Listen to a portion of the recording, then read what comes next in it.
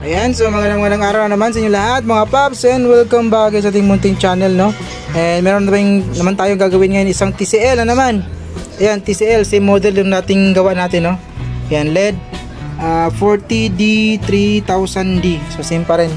So kasama to ng dating ni-repair natin na nasa sa isang resort, no? Ayan, so itong problema natin ngayon, ano po siya, good naman yung kanyang backlight and sounds, pero wala po siyang picture. So testing natin para makita, no?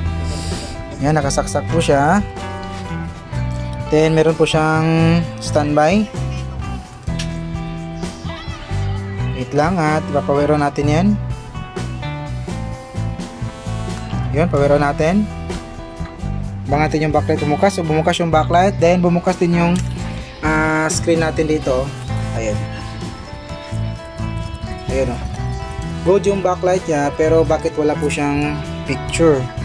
So ito yung troubleshoot natin ngayon, at sana'y pala rin tayo ulit at magawa natin to ng maayos, no? So magbo-voltage checking tayo dito. Check natin kung kompleto ba supply yung ating top board. So bali yung top board natin or panel is inalax yung kanyang, ayan, no? Kadalasan kasi kapag mga TCL is inalax sa mga ganitong model, no? Yan, inalax panel. So unang test natin is yung BIN, kung meron ba. Yan, nga natin yung flash. BIN, meron tayong 12 volts. Wait. Ayun, 12 volts yung BIN natin. Then 3.3, check natin 3.3. Meron tayong 3.3. So diretso na tayo dito sa may BGH natin, BGH. So BGH, so 0 po yung BGH natin, no? Wala po siyang supply. Then ito yung BGL natin, dito yung BGL natin, ayun, no? Ayan, pansin nyo ba, meron na tayong cutting dyan kasi ginawa natin to, troubleshoot natin. Then inakala ko na nasa side cup yung problema or sa gilid ng panel, kaya pinutol ko yung supply na papasok sa may panel natin papuntang side cup. Pinutol natin yung BGH, BGL, pero ganun pa rin siya, wala pa rin epekto. So dito tayo sa may BGL, tutok natin, and pag wala yung BGH, wala rin yung BGL, you know? So negative 0.2, so wala talagang supply, no? So ang gagawin natin ngayon, check natin yung mga filter capacitor nito, kasi meron na tayong na-experience ng ganitong problema rin. Bali ano pala, nagawa na rin natin to, then binalikan ko nang ulit yung video natin, ay yung troubleshooting natin para magawa natin ng video, and then binalik din natin yung mga nakuha nating problemang parts or yung pisa na sira, no? O yung parts na sira. Yun nga. So bunutin ko lang. Ayan, bunutin natin. So balit sinek na rin natin pala dito yung mga kapasitor nito. Ayan, para mabilis na tayo, sinek na rin natin yan. Eto. So wala po siyang shorted. Walang shorted dahil yung problema, meron pa tayong kapasitor na leak. Merong leak na kapasitor, at dun dito sa may EBDD line natin, yung kapatid ng EBDD, yung EBDD na 17 volts. So isang linya dito yung EBDD natin. So ito siya, oh. Ito yung EBDD natin kasi ito yung HEBDD natin or BDD AM. So ito yung EBDD na 17 volts.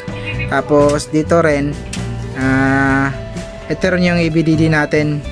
Then kadalasan kasi bali ano natin ginawa natin is in-isolate natin dito sa my right side, no, para ma-pinpoint natin kung saang side talaga tayo magto-troubleshoot. So nung mahang natin dito is andun pa rin yung leak na nakuha nating reading. So ibig sabihin niya dito na side yung problema. So magbo-voltage na tayo, mag-resistance reading tayo, kasi kadalasan yung EBDD lines, it's EBDD, BCOM, BGH, BGL na linya, at saka BDD 3.3, nasa mga key ohms yung reading dapat doon sa kanya mga filter capacitor, itong mga SMD. So ito yung BDD AM natin or HEBDD. Check natin kung ilang resistance yung makuha nating reading dito. Ayan, napansin nyo ba? Key ohms yan, key ohms yung reading. So dito tayo punta sa may BCOM para makita nyo. BCOM tayo. Bcom, ayun o, diba? Mega ohms minsan, key ohms yung makukuha ang reading natin. Wait, medyo nag-ano siya. Ayun o, key ohms. So, may mga ibang capacitor dito na mega ohms yung reading. So, diba? Yan yung normal. So, dito na tayo sa may EBDD. Ayun o. Eto, EBDD tayo. Mag-test point tayo dito. Ayan, EBDD. Wait, ang hirap ng mag-chopstick ah. Ayan, so pansin nyo dito, nakatutok tayo sa may EBDD na capacitor na SMD. Ayun, may nasukat tayong 100 plus or something na ohms yung reading. So nagalaw kasi kapag nagsasalita tayo. Ayusin ko lang. Ayan. Ayan oh, may nakuha tayong ohms na reading. Ayan. Then dito tayo sa may isa pang SMD. And check natin. Ayan o, key ohms yung nasukat nating reading, 142 ohms.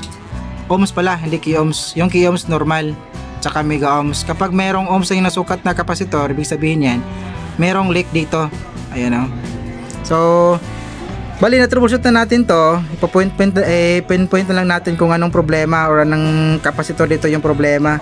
So, bali, yung SMD kapasitor yung problema. Leakage po, mayroong pong leak na kapasitor dito. Kaya, nababalak niya yung pag-uusilit ng ating DC-DC dahil mayroong problema yung SMD kapasitor natin, mali leak po siya. So tandaan nyo to, ang linya na to, ito yung sira kasi na kapasitor. Bali binalikan kasi natin yung video, binalik din natin yung sirang parts para tayong timang, di ba? Ayan o. Ayan, ohms yung reading. Ayan, wait, ayusin ko lang. Ayan o. Ayan yung reading, no? Ayan. So tatanggalin natin yung kapasitor na to. Ito. Tatanggalin natin to. Tapos bali i-check natin ulit yung linya. Then iti-testing natin kung makaka-display ba yung panel natin. So wait lang. So ito, continue tayo. Ayan o. Bali natanggal natin yung kapasitor dito. Ito siya o. Ayan. Ito. Diba? Sobrang liit. So i-check natin ngayon yung linya kung wala na ba tayong masukat na ohms. Kung makakasukat na ba tayo ng key ohms dito, kasi key ohms yung normal, ohms pag hindi normal, merong leak yung linya. Ayan, so tama ba yung sinabi natin? Nabubulol na tayo ah. Ayan, so tutok ko dito, tandaan nyo. Ayan, tutok natin dyan. Ito yung linya ng EBDD natin, yung 17 volts. Ayan, tutok tayo, wait. Ayun o. So pansin nyo yung pagbabago. Dati kanina yung nasukat nating ohms, naging key ohms po siya matapos nating matanggal yung capacitor. Ayan. So nakatutok tayo. Baka sabihin nyo na hindi po tayo nakatutok dun sa linya. Ayan o. Key ohms na po siya. So ngayon, check natin to. Check natin kung meron na bang lalabas na ba yung mga supply tulad ng BGH at saka BGL, EBDD and Bcom at saka HABDD. Yan, saksak natin. Ayan, nakasaksak siya. Saksak, asan na yung remote? Nawala yung remote oh. Dito pala.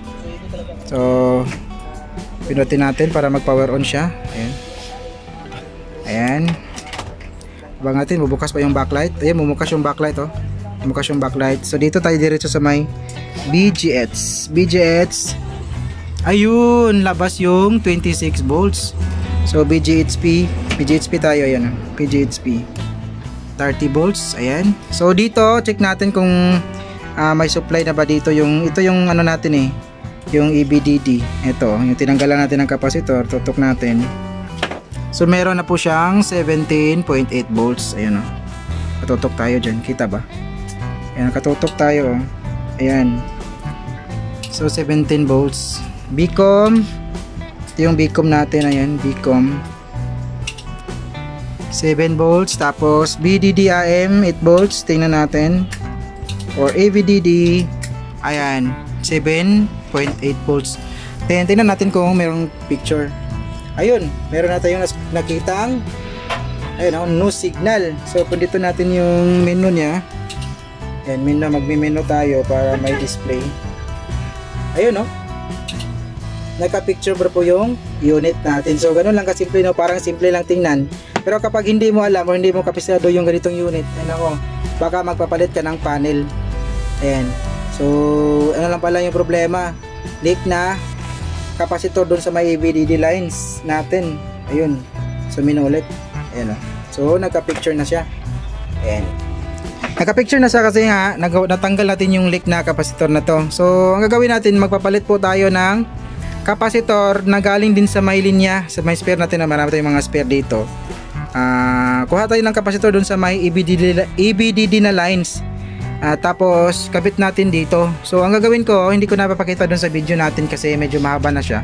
Pero yun yung gagawin ko, papalitan ko siya ng capacitor na galing doon sa may EBDD lines din sa may spare nating mga top board. Ayan. So hanggang dito lang yung video natin mga paps, and maraming salamat sa mga tsagang nanood, no? Kahit na paano, sana meron ako kayong ideas ting ginawa ngayon. May God be with us always, and this is your service day technician. See you again in our next video. Bye bye.